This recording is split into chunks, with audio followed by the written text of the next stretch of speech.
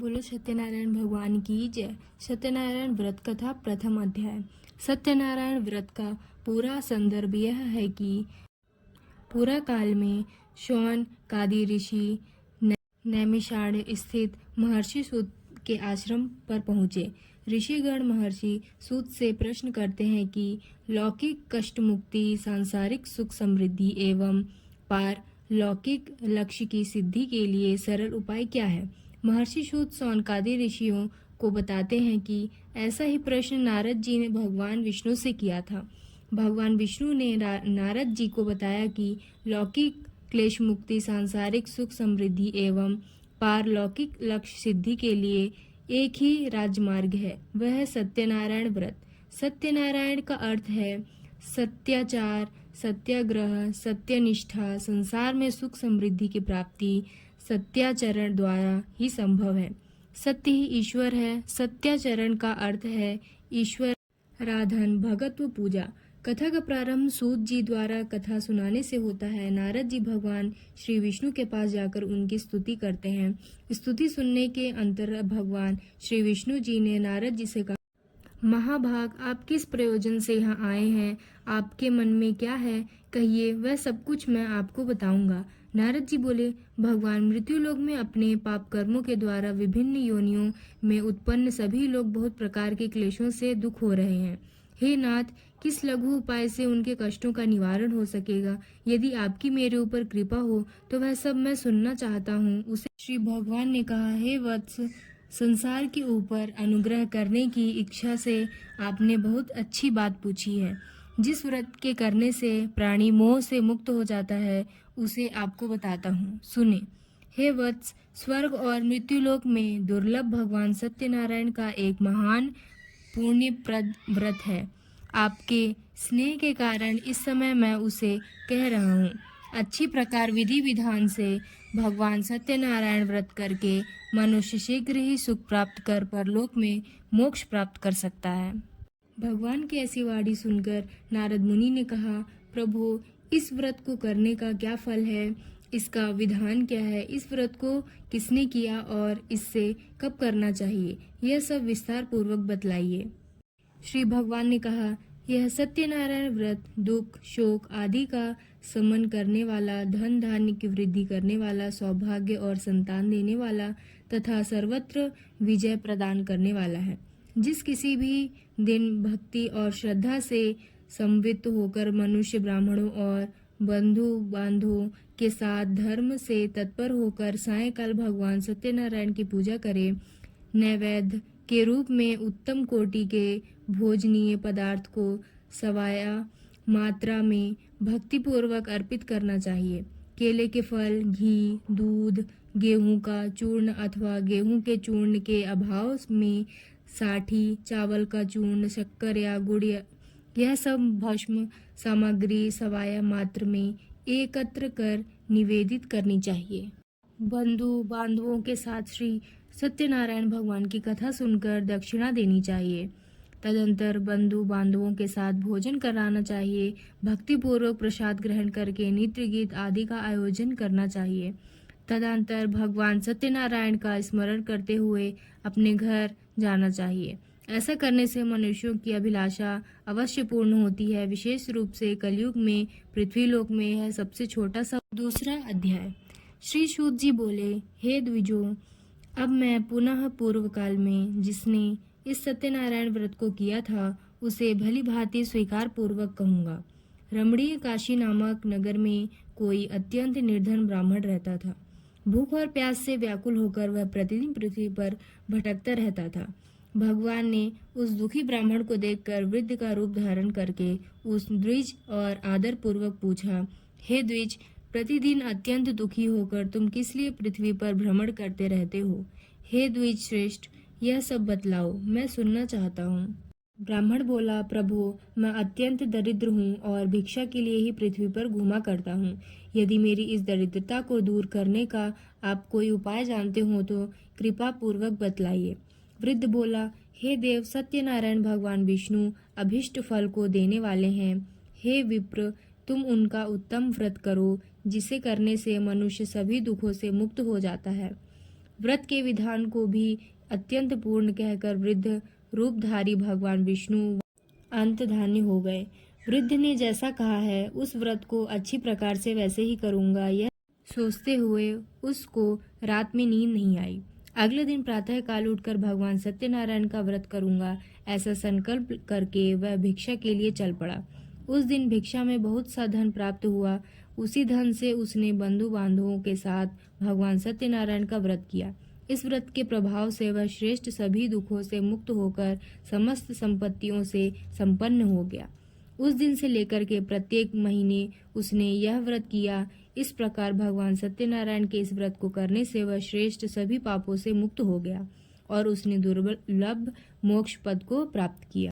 हे विप्र, पृथ्वी पर जब भी कोई मनुष्य श्री सत्यनारायण का व्रत करेगा उसी समय उसके समस्त दुख नष्ट हो जाएंगे। इस प्रकार भगवान नारायण ने महात्मा नारद जी से जो कुछ कहा मैंने वह सब आप लोगों से कह दिया। आगे अब मैं और क्या करूं?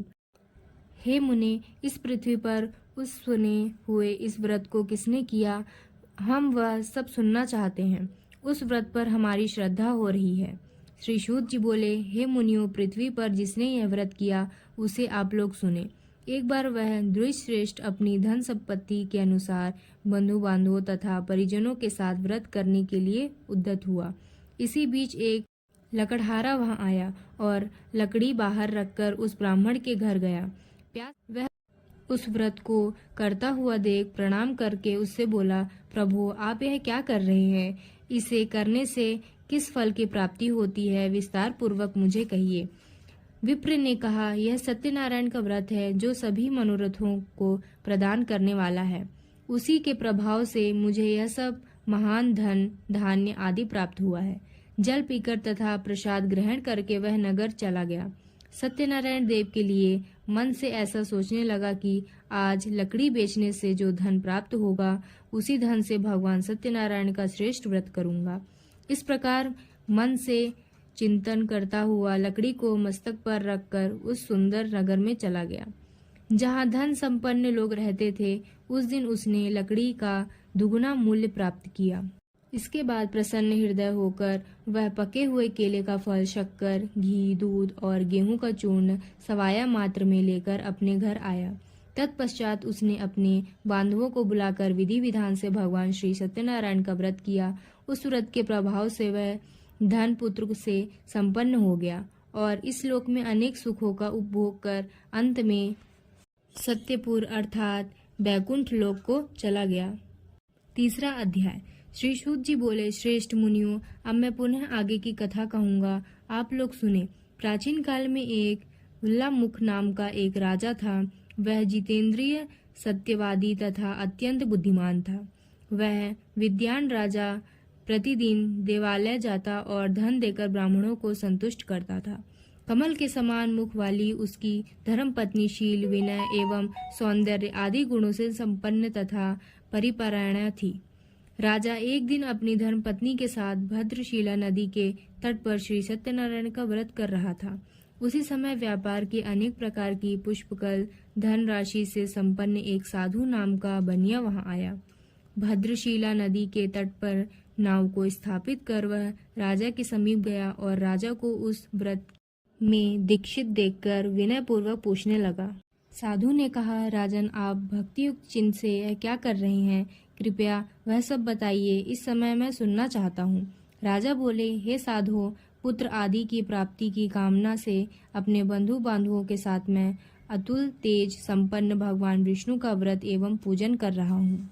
राजा की बात सुनकर साधु ने आदर पूर्वक कहा, राजन, इस विषय में आप मुझे सब कुछ विस्तार से बतलाइए। आपके कथानुसार मैं व्रत एवं पूजन करूँगा। मुझे भी शांति नहीं है, इससे अवश्य ही शांति प्राप्त होगी। ऐसा विचार कर वह व्यापार से निर्वृत्त होकर आनंद पूर्वक अपने घर आया।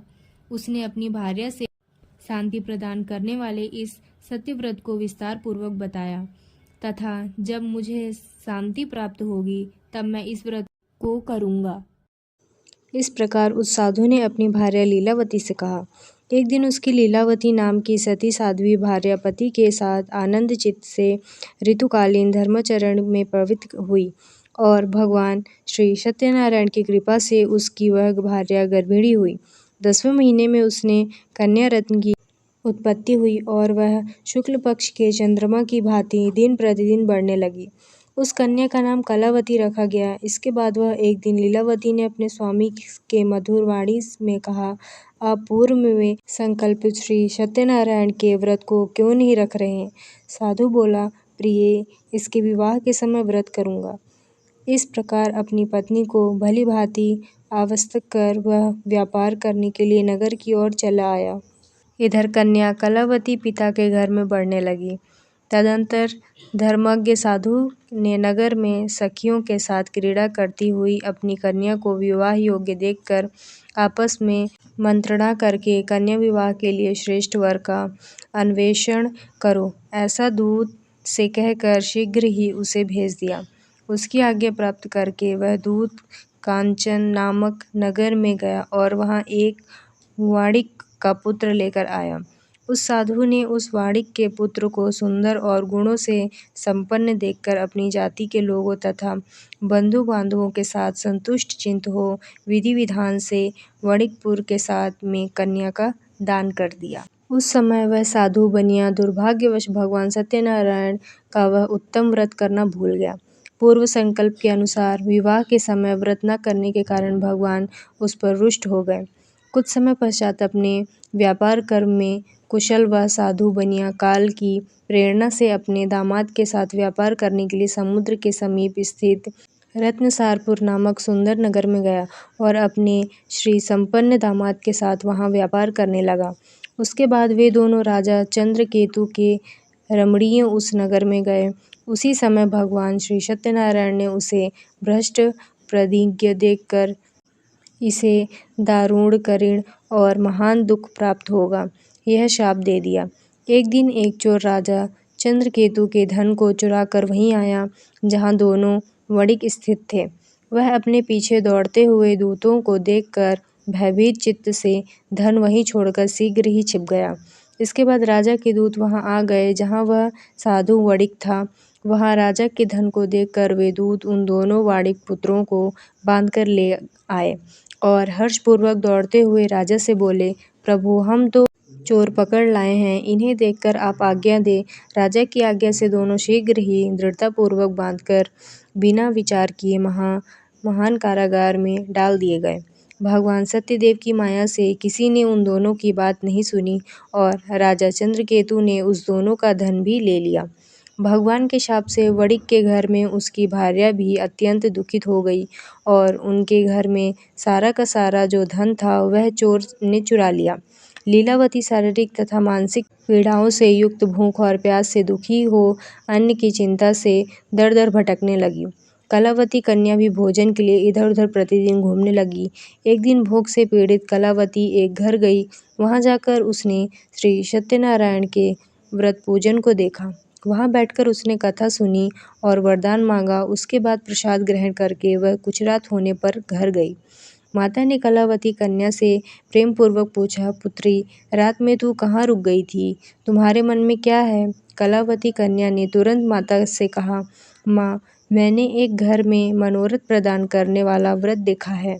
कन्या की उस बात को सुनकर वह वणिक भी भार्या व्रत करने को उद्युक्त हुई और प्रसन्न मन से उस साध्वी ने बंधु बांधवों के साथ भगवान श्री सत्यनारायण का व्रत किया तथा इस प्रकार प्रार्थना की, भगवान, आप हमारे पति एवं जामाता के अपराध को क्षमा करें, वे दोनों अपने घर शीघ्र आ जाएं। इस व्रत से भगवान सत्यनारायण पुनः संतुष्ट हो गए तथा उन्होंने नृपश्रेष्ठ चंद्रकेतु को स्वप्न दिखाया और स्वप्न में कहा, नृपश्रेष्ठ, प्रातःकाल दोनों वाणिकों को छोड़ दो और वह सारा धन भी दे दो जो तुमने उनसे इस समय ले लिया है, अन्यथा राज्य, धन एवं पुत्र सहित तुम्हारा सर्वनाश कर दूंगा। राजा से स्वप्न में ऐसा कहकर भगवान सत्यनारायण अंतर्ध्यान हो गए। इसके बाद प्रातःकाल राजा ने सभा में बैठकर अपना स्वप्न लोगों को बताया और कहा, दोनों बंदी वाणिक पुत्रों को शीघ्र ही मुक्त कर दो। राजा की ऐसी बात सुनकर वे राजपुरुष दोनों महाजनों को बंध मुक्त करके राजा के सामने लाकर विनय पूर्वक बोले, महाराज, बेड़ी बंधन से मुक्त करके दोनों वाणिक पुत्र लाए गए हैं। इसके बाद दोनों महाजन नृपश्रेष्ठ चंद्रकेतु को प्रणाम करके अपने पूर्व वृत्तांत का स्मरण करते हुए भयभिन्न हो गए और कुछ बोल न सके। राजा ने वणिक पुत्रों को देखकर आदरपूर्वक कहा, आप लोगों को प्रारंभवश यह महान दुख प्राप्त हुआ है। इस समय कोई भय नहीं है। ऐसा कहकर उनकी बेड़ी खुलवाकर शौर्य कर्म आदि कराया। राजा ने वस्त्र अलंकार देकर उन दोनों वाणिक पुत्रों को संतुष्ट किया तथा सामने बुलाकर वाणी द्वारा अत्यधिक आनंदित किया। पहले जो धन लिया था उसे दूना करके दिया। इसके बाद राजा ने पुनः उनसे कहा, साधो अब आप अपने घर को जाएं। राजा को प्रणाम करके आपकी ही कृपा से हम जा रहे हैं। ऐसा कहकर उन दोनों महावैश्यों ने अपने घर की ओर प्रस्थान किया। चौथा अध्याय। श्री दूत जी बोले, साधु बनिया मंगलाचरण कर और ब्राह्मणों को धन देकर अपने नगर के लिए चल पड़ा। साधु ने कुछ दूर जाने पर भगवान सत्यनारायण की उनकी सत्यता की परीक्षा के विषय में जिज्ञासा हुई। साधो, तुम्हारी नाव में क्या भरा है? तब धन के मद से चूर दोनों महाजनों ने अवहेलनापूर्वक हंसते हुए कहा, दंडिल, क्यों पूछ रहे हो? तुम कुछ द्रव्य लेने की इच्छा है? हमारी नाव में तो लता और पत्ते आदि भरे हैं। ऐसी निष्ठुर वाणी सुनकर तुम्हारी बात सच हो जाए, ऐसा कहकर दंडी सन्यासी का रूप धारण किए हुए भगवान कुछ दूर जाकर समुद्र के समीप बैठ गए। दंडी के चले जाने पर नित्य क्रिया करने के पश्चात उतराई हुई अर्थात जल में ऊपर की ओर उठी हुई नौका को देखकर साधु अत्यंत आश्चर्य में पड़ गया और नाव में लता और पत्ते आदि देखकर मूर्छित हो पृथ्वी पर गिर पड़ा। सचेत होने पर वणिकपुरी चिंतित हो गया। तब उसके दामाद ने इस प्रकार कहा, आप शोक क्यों करते हैं? दंडी ने शाप दे दिया है। इस स्थिति में ही चाहे तो सब कुछ कर सकते हैं, इसमें संशय नहीं। अतः उन्हीं की शरण में हमें चले, वहीं मन की इच्छा पूर्ण होगी। दामाद की बात सुनकर वह साधु बनिया उनके पास गया और वहां दंडी को देखकर उसने भक्तिपूर्वक उन्हें प्रणाम किया तथा आदरपूर्वक कहने लगा, आपके सम्मुख मैंने जो कुछ कहा है असत्य भाषण रूप अपराध किया है। आप मेरे उस अपराध को क्षमा करें। ऐसा कहकर बार ब्रह्म प्रणाम करते हुए वह महान शोक से आकुल हो गया। दंडी ने उसे रोता हुआ देखकर कहा, हे मूर्ख, रो मत, मेरी बात सुनो। मेरी पूजा से उदासीन होने के कारण तथा मेरी आज्ञा से ही तुमने बारंबार दुख प्राप्त किया है। भगवान की ऐसी वाणी सुनकर वह उनकी स्तुति करने लगा। साधु ने कहा, हे प्रभु, यह आश्चर्य की बात है कि आपकी माया से मोहित होने के कारण ब्रह्मा आदि देवता भी आपके गुणों और रूपों को यथावत रूप से नहीं जान पाते। फिर मैं मूर्ख आपकी माया से मोहित होने के कारण कैसे जान सकता हूँ? आप प्रसन्न हो, मैं अपनी धन संपत्ति के अनुसार आपकी पूजा करूँगा। मैं आपकी शरण में आया हूँ। मेरा जो नौका में स्थित पूरा धन था उसकी तथा मेरी रक्षा करें। उस बनिया की भक्ति युक्त वाणी सुनकर भगवान जनार्दन संतुष्ट हो गए। भगवान हरि उसे अभीष्ट वर प्रदान करके वहीं अंतर्धान हो गए। उसके बाद वह साधु अपनी नौका में चढ़ा और उसे धन धान्य से परिपूर्ण देखकर भगवान सत्यदेव की कृपा से हमारा मनोरथ सफल हो गया। ऐसा कहकर स्वजनों के साथ उसने भगवान की विधिवत पूजा की। भगवान श्री सत्यनारायण की कृपा से वह आनंद से परिपूर्ण हो गया और नाव को प्रयत्नपूर्वक संभाल कर उसने अपने देश के लिए प्रस्थान किया। सुधा बनिया ने अपने दामाद से कहा, वह देखो, मेरी रत्नपुरी नगरी दिखाई दे रही है। इसके बाद उसने अपने धन के रक्षक दूत को अपने आगमन का समाचार देने के लिए अपनी नगरी में भेजा। उसके बाद उस दूत ने नगर में जाकर साधु की भार्या को देख हाथ जोड़कर प्रणाम किया तथा उसके लिए अभीष्ट बात कही। सेठ जी अपने दामाद तथा बंधु वर्गों के साथ बहुत सारे धन धान्य से संपन्न होकर नगर के निकट पधार गए हैं। दूत के मुख से यह बात सुनकर वह महान आनंद से प्रलय हो गई और उस साध्वी ने सत्यनारायण की पूजा करके अपनी पुत्री से कहा, मैं साधु के दर्शन के लिए जा रही हूँ, तुम शीघ्र आओ। माता का ऐसा वचन सुनकर व्रत को समाप्त करके प्रसाद का परित्याग कर वह कलावती भी अपने पति का दर्शन के लिए चल पड़ी। इससे भगवान सत्यनारायण रुष्ट हो गए और उन्होंने उसके पति को तथा नौका को धन के हाथ हरण करने जल में डुबा दिया। इसके बाद कलावती कन्या अपने पति को न देख महान शोक में रुदन करती हुई पृथ्वी पर गिर पड़ी। नाव का अदर्शन तथा कन्या को अत्यंत दुखी देख भयभीत मन से साधु बनिया से सोचा, यह क्या आश्चर्य हो गया। नाव का संचालन करने वाले भी सभी चिंतित हो गए। तदंतर वह लीलावती भी कन्या को देखकर विह्वल हो गई और अत्यंत दुख में विलाप करती हुई अपने पति के इस प्रकार बोली, अभी अभी नौका के साथ वह कैसे आरक्षित हो गया। न जाने किस देवता की उपेक्षा से वह नौका हरण कर ली गई, अथवा श्री सत्यनारायण का महात्म्य कौन जान सकता है। ऐसा कहकर वह स्वजनों के साथ विलाप करने लगी और कलावती कन्या को गोद में लेकर रोने लगी। कलावती कन्या भी अपने पति के नष्ट हो जाने पर दुखी हो गई और पति की पादुका लेकर उनका अनुगमन करने के लिए उनके मन में निश्चय किया। कन्या के इस प्रकार के आचरण को देख भार्या सहित वह समज्ञ साधु बनिया अत्यंत शोक संतप्त हो गए और सोचने लगा, या तो भगवान सत्यनारायण ने यह अपहरण किया है, अथवा हम अभी भगवान सत्यदेव की माया से मोहित हो गए हैं। अपनी धन शक्ति के अनुसार मैं भगवान श्री सत्यनारायण की पूजा करूंगा। सभी को बुलाकर इस प्रकार कहकर उसने अपने मन में इच्छा प्रकट की और बारंबार भगवान सत्यदेव को दंडवत प्रणाम किया। इससे दीनों के परिपालन भगवान सत्यदेव प्रसन्न हो गए। भक्त वत्सल्य भगवान ने कृपा पूर्वक कहा, तुम्हारी कन्या प्रसाद छोड़कर अपने पति को देखने चली आई थी। निश्चय ही इसी कारण उसका पति अदृश्य हो गया है। यदि घर जाकर प्रसाद ग्रहण करके वह पुनः आए तो वह साधु बनिया तुम्हारी पुत्र पुत्री को प्राप्त करेगा, इसमें संशय नहीं। कन्या कलावती भी आकाश मंडल से ऐसी वाणी सुनकर शीघ्र ही घर गई और उसने प्रसाद ग्रहण किया। पुनः आकर स्वजनों के साथ अपने पति को देखा। तब कलावती कन्या ने अपने पिता से कहा, अब तो घर चलें, विलंब क्यों कर रहे हैं। कन्या की यह बात सुनकर वणिक पुत्र संतुष्ट हो गया और विधि विधान से भगवान सत्यनारायण का पूजन करके धन तथा बंधु बांधवों के साथ अपने घर गया। तदंतर पूर्णिमा तथा संक्रांति पर्वों पर भगवान सत्यनारायण का पूजन करके हुए इस लोक में सुख भोग कर अंत में वह सत्यपुर अर्थात बैकुंठ लोक को चला गया।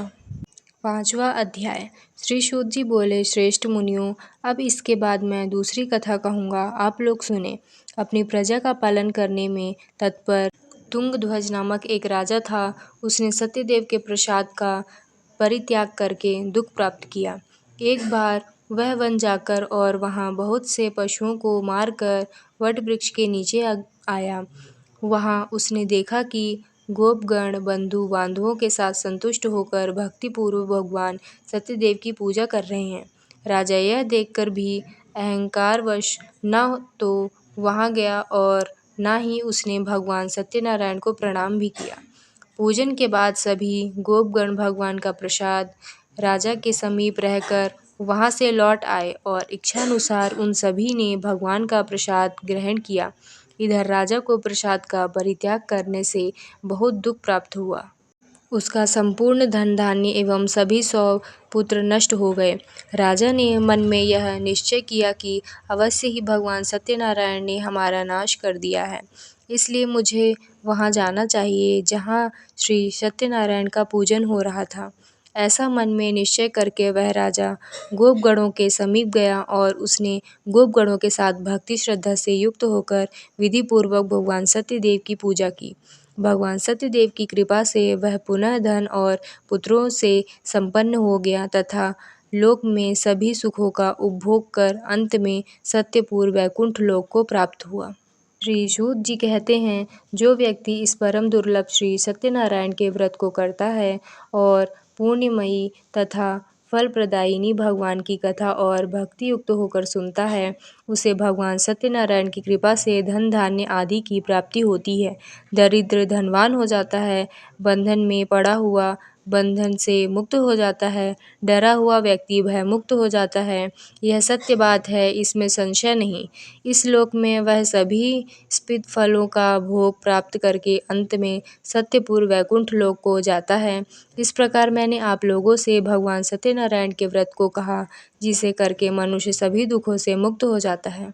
कलयुग में तो भगवान सत्यदेव की पूजा विशेष फल प्रदान करने वाली है। भगवान विष्णु को ही कुछ लोग काल, कुछ लोग सत्य, कोई ईश और कोई सत्यदेव तथा दूसरे लोग सत्यनारायण नाम से कहेंगे। अनेक रूप धारण करके भगवान सत्यनारायण सभी का मनोरथ सिद्ध करते हैं। कलयुग में सनातन भगवान विष्णु ही सत्यव्रत रूप धारण करके सभी का मनोरथ पूर्ण करने वाले होंगे। हे श्रेष्ठ मुनियों, जो व्यक्ति नित्य भगवान सत्यनारायण की इस व्रत कथा को पढ़ता है, ये सुनता है, भगवान सत्यनारायण की कृपा से उसके सभी पाप नष्ट हो जाते हैं। हे मुनीश्वरों, पूर्व काल में जिन लोगों ने भगवान सत्यनारायण का व्रत किया था, उसके अगले जन्म का वृत्तांत कहता हूँ, आप लोग सुने। महान प्रज्ञासंपन्न सत्यनारायण व्रत करने से प्रभाव से दूसरे जन्म में सुदामा हुए और उस जन्म में भगवान श्री कृष्ण का ध्यान करके उन्होंने मोक्ष प्राप्त किया। लकड़हारा भिल्ल गुहों का राजा हुआ और अगले जन्म में उसने भगवान श्री राम की सेवा करके मोक्ष प्राप्त किया। महाराज उल्लकमुख दूसरे जन्म में राजा दशरथ हुए, जिन्होंने श्री रंगनाथ जी की पूजा करके अंत में वैकुंठ प्राप्त किया। इसी प्रकार धार्मिक और सत्यवती साधु पिछले जन्म के सत्यव्रत के प्रभाव से दूसरे जन्म में मनोरध्वज नामक राजा हुआ। उसने आरे से चीर कर अपने पुत्र की आधी देह भगवान विष्णु को अर्पित करके मोक्ष प्राप्त किया। महाराज तुंगध्वज जन्मांतर में स्वयंभू मनु हुए और भगवत संबंधी संपूर्ण कार्यों का अनुष्ठान करके वैकुंठ लोक को प्राप्त हुए। जो गोपगण थे, वे सब जन्मांतर में ब्रज मंडल में निवास करने वाले गोप हुए और सभी राक्षसों का संहार करके उन्होंने भी भगवान का श्रावत धाम गोलोक प्राप्त किया। इस प्रकार श्री स्कंद पुराण के अंतर्गत रेवा खंड में श्री सत्यनारायण व्रत कथा यहाँ 5वां अध्याय पूर्ण हुआ। तो बोलो सत्यनारायण भगवान की जय।